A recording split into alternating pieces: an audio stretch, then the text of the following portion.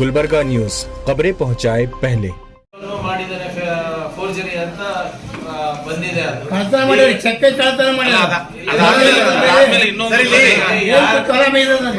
ನೋಡಿ, ಜವಾಬ್ದಾರಿ ನಾವೇ ತಗೋಬೇಕಾಗುತ್ತೆ. ಅವ್ರವ್ರ ಫೈನಾನ್ಷಿಯಲ್ ಡಿಸ್ಕ್ರಿಷನ್ ಪವರ್ಸ್ ಅಂತ ಇರುತ್ತೆ. ಅವರು ಅಧಿಕಾರಿಗಳು ಜವಾಬ್ದಾರಿಯಿಂದ ನಡ್ಕೋಬೇಕಾಗ್ತದೆ. ಈಗ PDO ಹೇಗ್ ಚೆಕ್ ಸೈನ್ ಮಾಡ್ತಾನೆ, AW ಹೇಗ್ ಚೆಕ್ ಸೈನ್ ಮಾಡ್ತಾನೆ, ಕಮಿಷನರ್ ಹೇಗ್ ಚೆಕ್ ಸೈನ್ ಮಾಡ್ತಾನೆ, ಅವ್ರವ್ರ ಹತೋಟಿನಲ್ಲಿ ಅವ್ರವ್ರ ಅದು ಲೋಪ ಆಗಿದೆ. ದೇರ್ ಇಸ್ ನೋ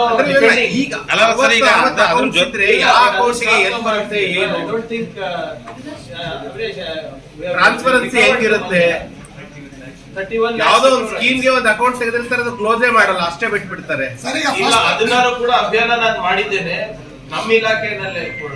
ಈಗ ಎಕ್ಸಾಂಪಲ್ ಉದಾಹರಣೆಗೆ, ಯಾಕಂದ್ರೆ ಇದು ನಾನು 3 ತಿಂಗಳಿಂದ ನಾನು ಮಾಡ್ತಾ ಇರೋದು. ಇದು ಪ್ರಕರಣ ಬೆಳಕಿಗೆ ಬಂದಿದೆ ಅಂತಲ್ಲ, ಯಾರ್ಯಾರು ನಮ್ಮ ಡಿಪಾರ್ಟ್ಮೆಂಟ್ ಗಳಲ್ಲಿ ಎಷ್ಟೆಷ್ಟು ಅಕೌಂಟ್ ಗಳನ್ನ ಓಪನ್ ಮಾಡಿದ್ದಾರೆ, ಯಾವ್ದು ರಿಡಂಡೆಂಟ್ ಇದೆ ಯಾವ್ದಿಲ್ಲ ಅಂತ ಕೇಳಿ ಆಶ್ಚರ್ಯ ಆಗ್ಬೋದು.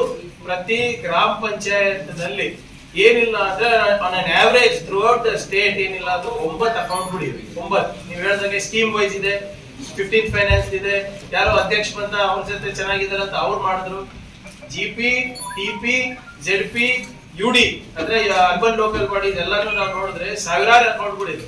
ಸೊ ಅದನ್ನ ನಾವು ರ್ಯಾಷನಲೈಸ್ ಮಾಡಿಬಿಟ್ಟು ಈಗ ನಾವು 3 ಅಕೌಂಟ್ ಬೇಕಿದ್ರೆ 3 ID ಅಂತಾನು ಕೂಡ ನಾವು ಆದೇಶ ನೀಡಿದ್ದೇವೆ. ಯಾಕಂದ್ರೆ ಇದು ಬಹಳ ವರ್ಷಗಳಿಂದ ಈ ಪ್ರವೃತ್ತಿ ಬೆಳೆಸ್ಕೊಂಡು ಬಂದಿರೋದ್ರಿಂದ ಇವೆಲ್ಲಾನು ನಿಯಂತ್ರಣ ಮಾಡ್ಲಿಕ್ಕೆ ಸ್ವಲ್ಪ ಸಮಯ ಆಗುತ್ತೆ. ಯಾಕಂದ್ರೆ ಅವರು ಕೂಡ ಅವರಿಗೆ ಗೊತ್ತಿಲ್ಲ ಬ್ಯಾಂಕ್ದವ್ರಿಗೆ ನಾವು ಅಕೌಂಟ್ ನಮ್ಮ ಮೊಬೈಲ್ ಅಕೌಂಟ್ ಅದ ಅಂತ. ಸೊ ದುರುಪಯೋಗ ಆಗೋದು ಸಹಜ. ಸೊ ಮೊದಲೇ ಏನೋ ಹಂತದಲ್ಲಿ ಬ್ಯಾಂಕ್ ಅಕೌಂಟ್ಸ್ ಎಲ್ಲೆಲ್ಲಿದೆ ಏನೇನಿದೆ ಅದು ಐಡೆಂಟಿಫೈ ಮಾಡ್ಬಿಟ್ಟು ಯಾವ್ದು ಬೇಕಿದೆ ಯಾವ್ದು ಬೇಕಿಲ್ಲ ಅಂದ್ಬಿಟ್ಟು ಅದನ್ನ ಐಡೆಂಟಿಫೈ ಮಾಡಿದ್ಮೇಲೆ ಸ್ಕೀಮ್ ವೈಸ್ ಅಂತ ನಾವು